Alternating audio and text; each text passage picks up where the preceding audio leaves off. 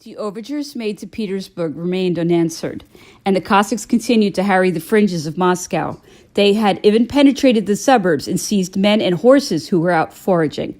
Strong escorts of cavalry and infantry were required for their protection.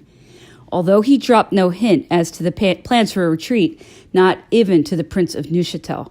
I think it was at this juncture that the emperor decided to evacuate Moscow and retire to Vitebsk, there to take up the line he had formerly wished to hold and to place his troops in winter quarters. But although he had resolved to do this, he unfortunately continued to delay the execution of his plans. However much he realized the urgency of the matter, because he liked above all else to imagine that what he desired would be successful. He could not admit to himself that fortune, which had so often smiled upon him, had quite abandoned his cause just when he required miracles of her. A new convoy of artillery had been attacked and several ammunition wagons captured near the manor of Vyazhinino, where the emperor had slept before entering Moscow. Anyone could see in these preliminaries signs of a new system of warfare designed to isolate us. It would have been impossible to devise a plan that could have given the emperor more trouble or have affected his interests more severely. We discussed it with him, the Prince of Neuchatel, the Viceroy, and myself. Matters seemed to me to be taking so serious a turn that I felt it my duty to throw off the reserve which I had so long imposed upon myself. I required an audience with the emperor. As I saw him daily and always accompanied him wherever he went, he seemed astonished at my formal request, and granting it immediately, commented, "Well, what is so urgent? Anything out of the ordinary?" My observations on the dangers of a protracted sojourn at Moscow and of the winter, if we marched during the cold, were received most graciously, though at the moment they evoked no reply or hint which he could give me any indication of his intentions. "Caulaincourt is already half frozen," he said to Duroc and the Prince of Neuchatel, when telling them what I had done. The prince and the viceroy had themselves pointed out to the emperor all the inconveniences and even dangers that would arise from a more prolonged stay in Moscow. The carelessness and negligence of our troops in looking after themselves added to the misfortunes of our situation. And I have no doubt that the emperor saw and thought as we did. But the difficulty of getting out of his embarrassing position gave fresh food to his hopes of entering into negotiations and held him virtually a prisoner in the Kremlin. About September 24th, the Moeyisk road being entirely cut off by a corps of Russian dragoons and Cossacks, the emperor sent some squadrons of chasseurs and dragons of the guard, and they had several skirmishes with the Russian cavalry. Our dragoons, having pushed a successful charge too far, were surrounded by forces and obliged to yield. Major Martaud, a few officers, some dragoons, and part of the squadrons were taken prisoners. Although the utmost bravery had been shown, this slight reverse suffered by a corps of the guard irritated the emperor as much as the loss of a battle would have done. But it must be remembered that at the time, this incident impressed everyone more than had the loss of 50 general officers at Borodino.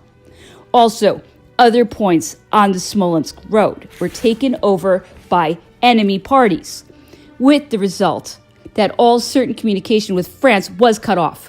Vilna, Warsaw, Mayence, Paris were no longer in daily receipt of their orders from the sovereign of the Grand Empire.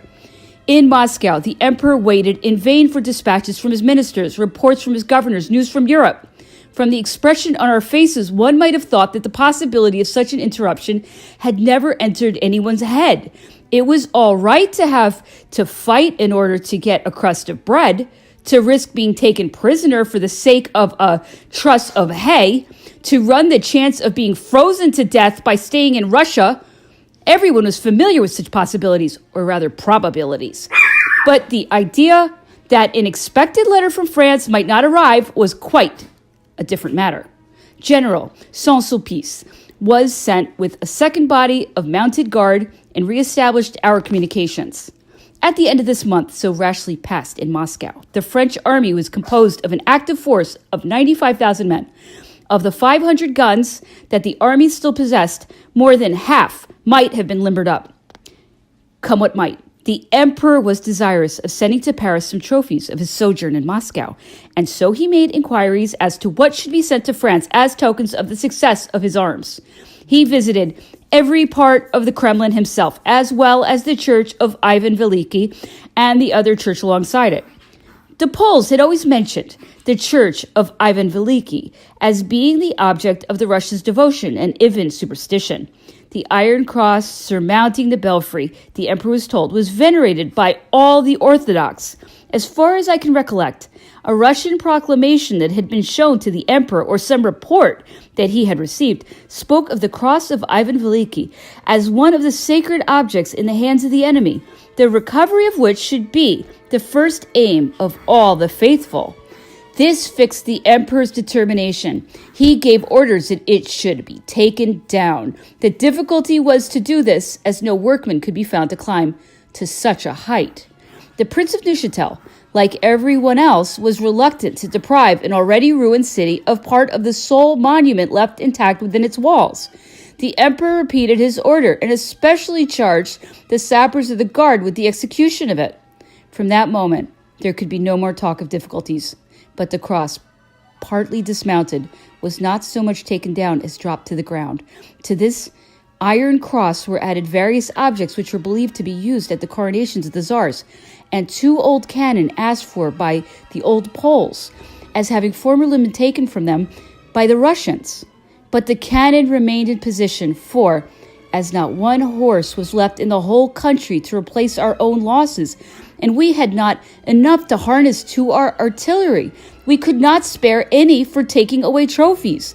So the Poles had to content themselves with some old standards which the Russians had formerly captured from them and had left in the arsenal. On Lauriston's return, the emperor had spoken to me of his mission, and on this occasion he discussed matters in a friendly tone to which I was unaccustomed. The Emperor Alexander is stubborn, he said. He will regret it. Never again will he be able to obtain such good terms as I would have made now. He has done himself no end of harm by burning his towns and his capital. What more could I have asked of him?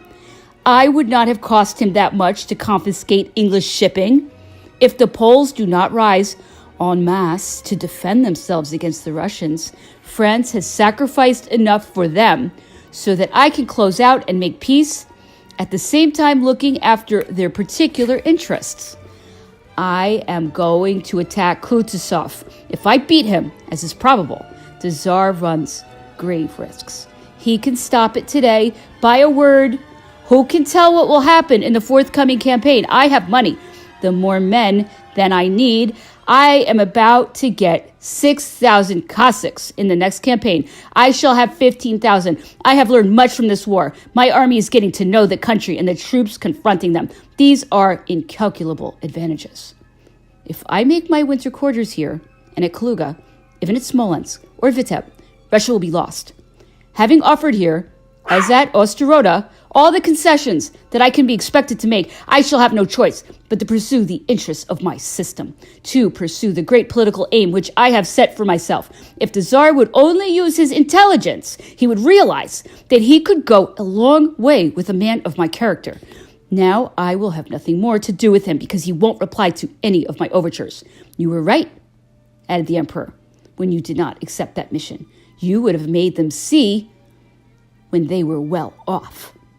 I answered him, as on other occasions, that I should have met with no better hearing than Monsieur Lauriston, that all these fine phrases might merely be a sort of game to foster our hopes of a speedy settlement. In other words, to lull the emperor into a false sense of security while he was in Moscow, since at Petersburg they realized their advantages and our difficulties.